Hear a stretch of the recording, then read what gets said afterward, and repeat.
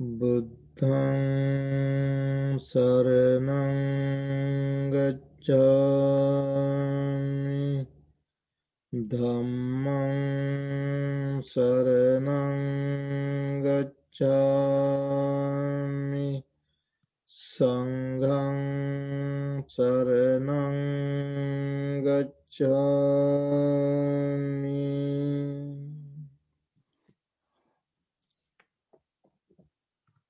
Pabhassaramidang bhikkhave chittang tanchako agantukehi upakilesehi upakilitang. Luminous, O monks, this mind, but it is defiled by the adventitious defilements. Friends, this is an utterance of the Buddha in the numerical discourses. The Buddha said, this mind is luminous, though it is defiled by adventitious, uninvited defilements. There are different levels of defilements. For you to understand this, today for this Dhamma talk, our topic is a layer of impurities of the mind. Defilements, a layer of defilement, a layer of impurities of the mind.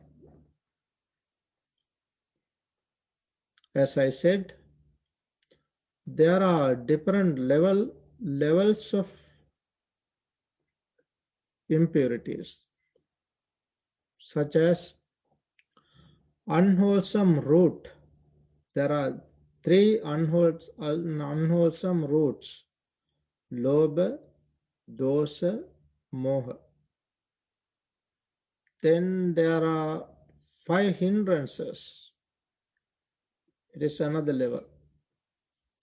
Then there are defilements, upakhilesa. Then there are blemish, angana. Then another level is fetters, sanyojana. Then there is another level called underlying tendencies, anusaya.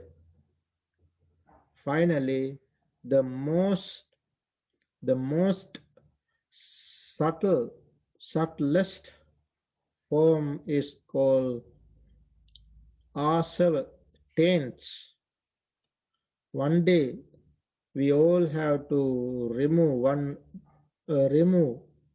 exterminate all these most subtlest form of defilements, which are called taints. Then our mind is taints free, taintless mind. That is the mind, that is the consciousness of the Arahant, the enlightened one. So these different levels are to be cleansed, to be eradicated. Only then the mind is luminous. That luminous mind is called featureless consciousness. No features there. It is luminous all over, not only from one side, but it is luminous all over.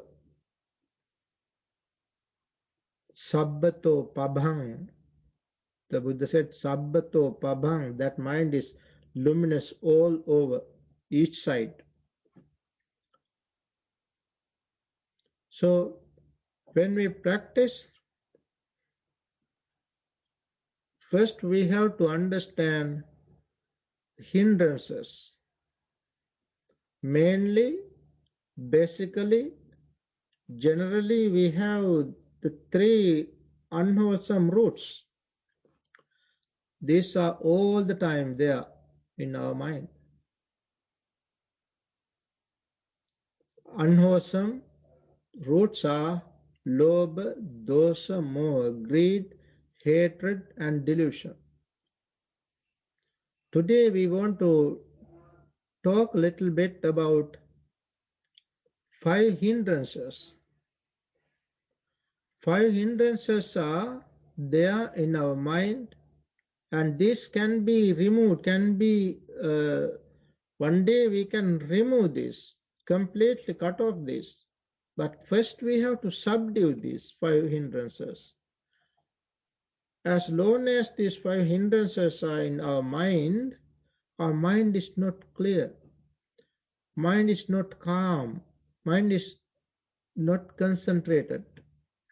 Only once we subdued these 5 hindrances, our mind is concentrated. So, samadhi. One can come to the state of samadhi only by subduing these 5 hindrances. These 5 hindrances are like these 5 hindrances are to be uh, eradicated. But first we have to reduce this, calm this, refine this. Refined. Once we refined, then the mind is clear. The Buddha said, this mind is defiled with the uninvited adventitious defilements. This was said in the Anguttara Nikaya numerical discourses. In another discourse, the Buddha said, Chitta sankilesa bhikkhave satta sankilissanti. Chitta vodana satta visujjanti. Chitta sankilesa, when the mind is defiled, beings are defiled. Chitta sankilesa satta sankilissanti. When the mind is defiled, beings are defiled. On the other hand, chitta vodana satta visujjanti. When the mind is purified, beings are purified. This is to be understood as a factor. And the Buddha very clearly said, there are unwholesome deeds, unwholesome things, and wholesome things. The mind is when the mind is impure, with full of impurities, it is unwholesome. Akusala.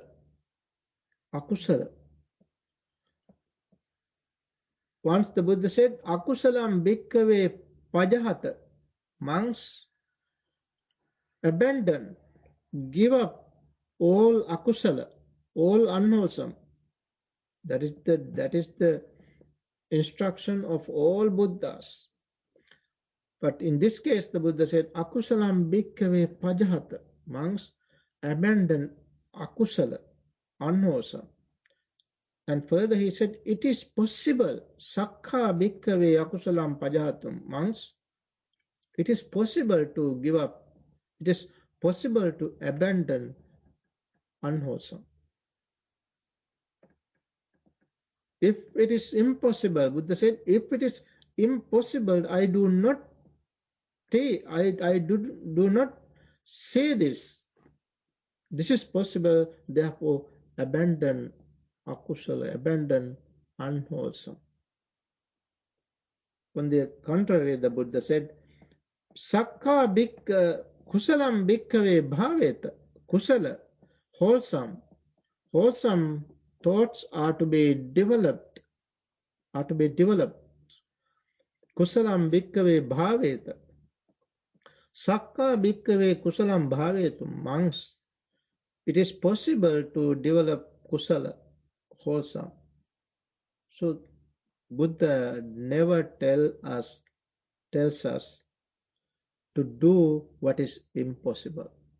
Buddha said this because it is possible. We all can understand our mind, and we all can purify this mind. In order to purify, we have to understand our mind first. What is mind? This so-called man, so-called woman means mind and matter. Mind and matter. When we say mind and matter, there are five aggregates. Body, the form, then feeling, perception, volitional formation, and consciousness. These five are called five aggregates. This is what is called five aggregates. Me, I, so-called I is five aggregates. Of these five aggregates, what you call matter is this, only one. Only one part is called matter. The other four parts are mind. That is the mind and matter. So mind and matter, when you think of these two, first we have to understand what is mind. The Buddha very clearly defined the mind. Only the Buddha has defined it perfectly, defined the mind perfectly. Nobody else have never done this so far perfectly. It is the Buddha, because he realized the nature of mind. He developed the mind to the human perfection, and he then defined clearly, perfectly what the mind is. The best definitions, best explanations are given in the Dhammapada. There is a chapter named The Mind. Better to read that chapter, where the Buddha said in the Dhammapada, the first verse, the Buddha said, Mano Pubbangama Dhamma. Mind is the forerunner. All actions are led by the mind. Mind is their master. Mind is their maker. Act or speak with a defiled state of mind, then suffering follows you as the wheel of the cart follows you. That is the first answer. So mind is the first thing. On another occasion, Buddha said, Chittena niyati loko. This world is led by the mind. Chittena parikasyati. It is dragged here and there by the mind. Chittena parikasyati. Chittasya eka dhammasya sabbeva vasamang vanvagu. Everything is under this one thing, that is mind. So things are mind made. This whole world is made by the mind. So the Buddha understood that the mind is the fastest energy. Today it is accepted fact that light is the fastest energy. But according to Buddhism, mind is the fastest energy. Further, the Buddha said the nature of the mind. Durang gamang, this mind was far distance. Eka charang, lives alone, goes here and there. Eka charang, alone. Eka charang. Asarirang, no body. There is no body to this mind, no form. Guhasayan lives in this cave. The mind lives in this cave. Ye chittang sanyamesanti, he who tames this mind, mukkanti marabandana, he can be released from the bond of Mara. Again he says, this mind is so subtle, so duddhas and difficult to see. So nipunang is so subtle, difficult to see, and so subtle. Sududdhata and sunipuna. Yatta kama nipatana, it shifts, it drops wherever it likes. Yatta kama nipatana. Chittas damato sadhu. It is good that you tamed your mind, guard your mind. Chittas damato sadhu, tamed your mind. It's good. Chittang dantang sukhavang. Once it is tamed, once it is guarded, but once it is tamed, it brings happiness. This is the reason. This is why we have to tame our mind. We have to guard our mind. We have to control. We have to protect our mind. It is possible. We have to purify our mind. Purify our mind. Once we purified the mind, mind brings happiness. It brings us liberation.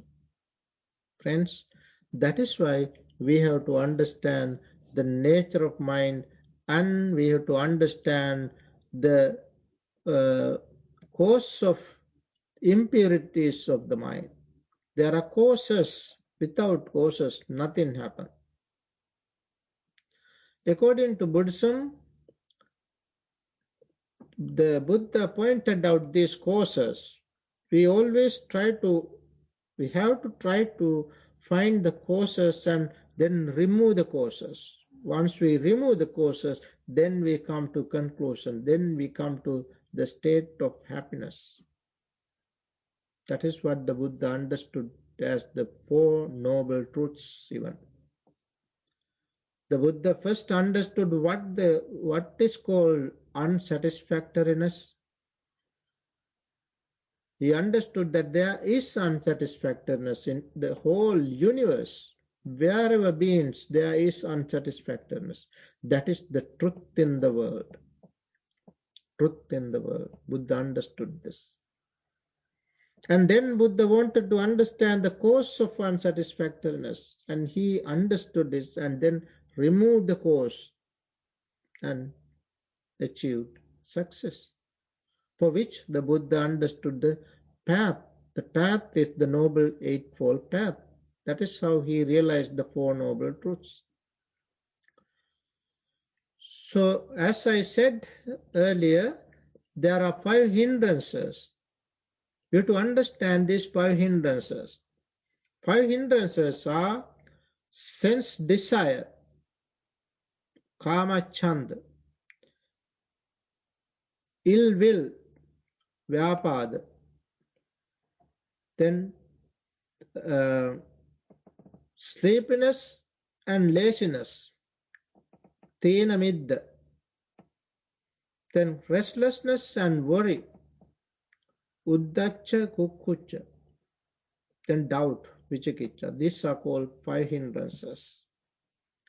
These 5 hindrances are to be understood as the cause of defilements, impurities, and to be removed. The Buddha gave a discourse named Upakilesa, defilements, where he said, monks, for the impurities of gold, there are 5 defilements, 5 kinds of defilements. Those 5 are iron, copper, tin, lead, and silver.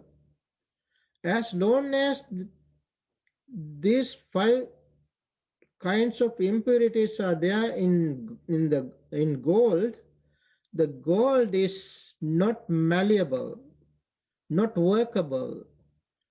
It is impossible to use properly, not wieldy, not pliant, not luminous, but it is brittle, easily breakable.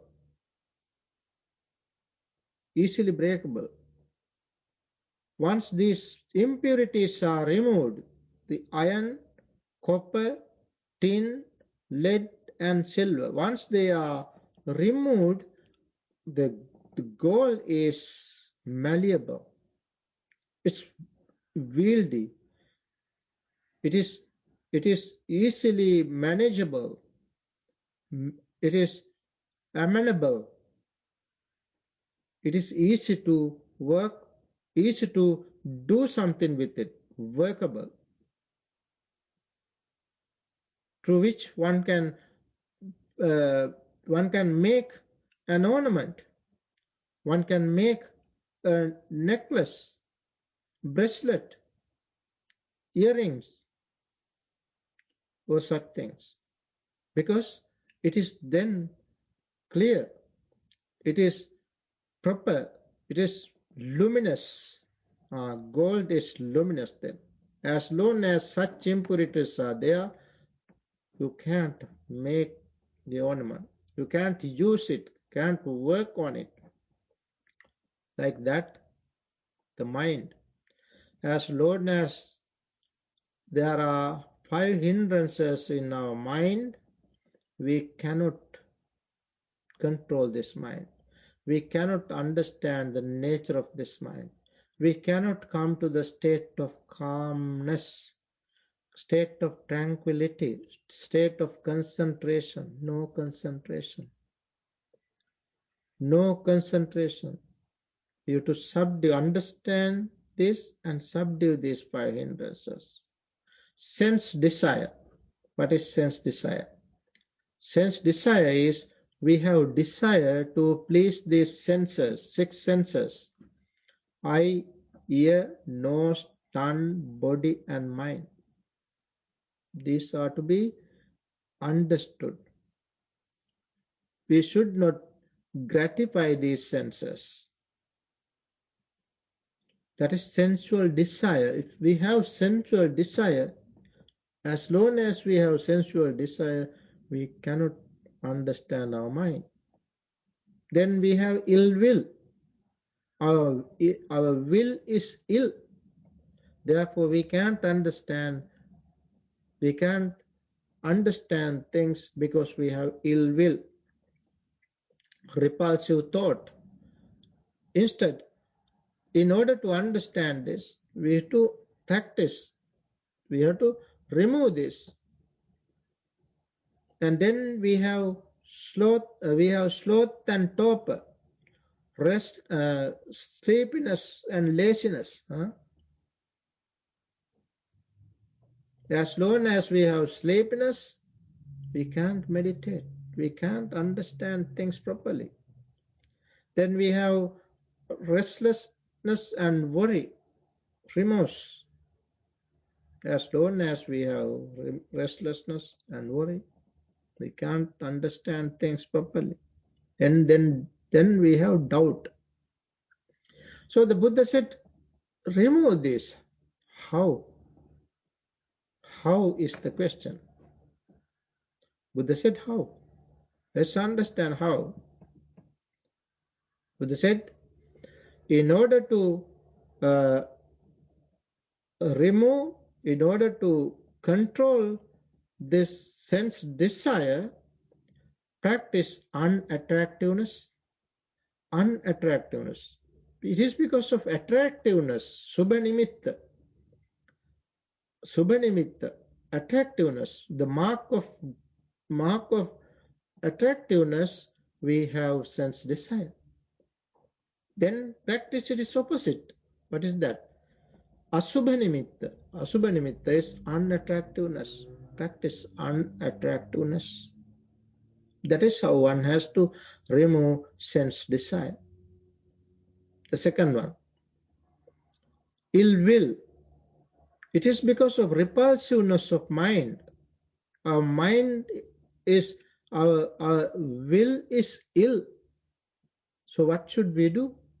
The Buddha said, practice metta, loving friendliness. That is how to remove it. The second one. The third is sloth and torpor, sleepiness, laziness, drowsiness. In order to remove this, what is to be done? The Buddha himself said, practice energy, instigation, persistence, exertion, practice. That is what we have to do to remove the third one. Then the fourth one, restlessness and worry. Why restlessness and worry? Because unsettled mind. Mind is unsettled. Then settle mind. Settle mind. Calm, be calm, quiet, and come to the state of pacification of your mind. Pacification of your mind. Vupasama. Vupasama. That is how one has to remove the fourth one. The fifth hindrance, doubt. Why there is doubt? Because of unwise attention, ayoniso manasikara. Unwisely we think, unwisely. When we think unwisely, unarisen, unwholesome thoughts arise. Then arisen, unwholesome thoughts develop. Therefore, as long as we have unwise attention, we have doubt. Instead, the Buddha said, practice wise attention, yoniso manasikara, wise attention. When we practice yoniso manasikara, we can understand things, we have clear our doubts and come to the real state of mind, happy mind, calm mind, and we can come to the state of tranquility, serenity, concentration. With that, we can practice further. We can switch that serenity to insight, vipassana. When we practice, switch this to vipassana, we can understand things as they really are.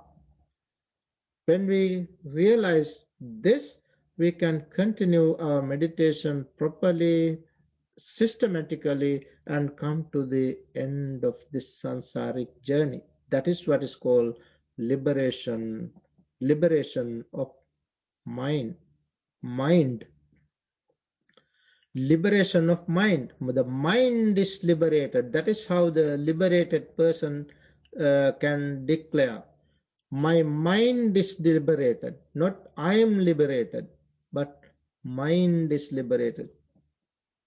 Vimuktamiti jnanam hoti. Vimuktasmin vimuktamiti jnanam hoti.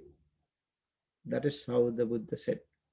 So, friends, let's understand this wonderful teaching of the Buddha and practice day by day, little by little, even little by little. Let's practice Dhamma.